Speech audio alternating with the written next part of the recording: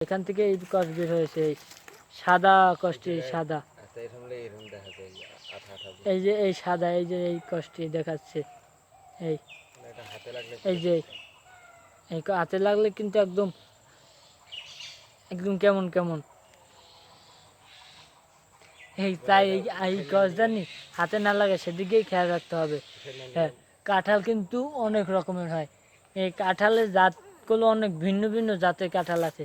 এই কাঁঠালটি যে হয়, এই গ্যাসটি কাঁঠাল যে হয়, সেই কাঁঠালটি কিন্তু অনেক বড় হয়। কাঁঠালটা অনেক বড় হয় এবং কাঁঠালটি কিন্তু শক্ত হয়। হ্যাঁ, কাঁঠাল কিন্তু অনেক রকমের খাওয়া যায়। কাঁঠাল যখন বের হয় তখন কিন্তু সেটা খাওয়া যায় না। যখন বড় হয় তখনও খাওয়া যায় না, কাঁঠালটা পাকলে তারপর খাওয়া যায়।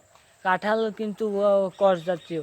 কাঁঠালের যখন বটটি থাকে সেখান থেকে কিন্তু কষটি বের হয়ে যায়। যতই এই কষটি বের হয়ে যায় তখন কিন্তু কাঁঠালটি পাকতে আরও সুবিধা হয়। হ্যাঁ, কাঁঠাল পাকার জন্য কিন্তু রোদ প্রয়োজন, সূর্যের আলো প্রয়োজন। সূর্যের আলো না পড়লে কিন্তু কাঁঠাল পাকতে সময় লাগে। অনেক গাছ আছে কিন্তু কাঁঠাল হয় না। অনেক গাছ আছে বড় হয় না, কারণ সেই গাছটি কিন্তু পুষ্টি উপাদান কম। সুষম সুষম সার দিতে হবে, তাহলেই কিন্তু গাছটি বৃদ্ধি পাবে, বড় হবে। আর যে এই গাছটি কিন্তু অনেক বড় হয়ে গেছে, কারণ এই গাছটি কিন্তু যে ঠিক করে পানি পেয়েছে জলাশয়ের পাশে, তাই।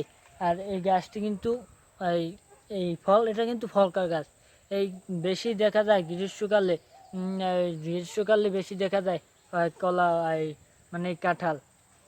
এই কাঁঠাল কিন্তু অনেক অনেক রকমের হয়, যা বলেছি।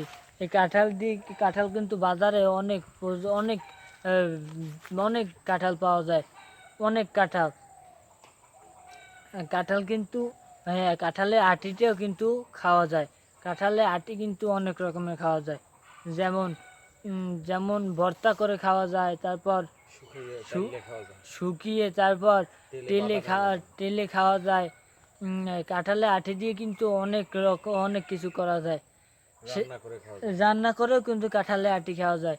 শুধু কাঁঠালই খাওয়া যায় তা নয়, কাঁঠালের আটিটা কিন্তু অনেক রকমের খাওয়া যায়। আর যে কাঁঠালের পাতা দিয়ে কিন্তু সেরকম কোনো কাজ আসে না জ্বালানি ছাড়া। এটা কিন্তু ফলকার গাছ, তাই এই গাছ কিন্তু বেশি লাগানোই ভালো।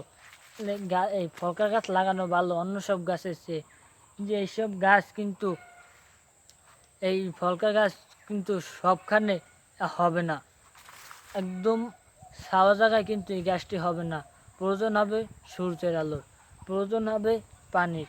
তাই এটা যদি এটা কিন্তু জলাশয়ের পাশে লাগালে ভালো হবে। কিন্তু হ্যাঁ,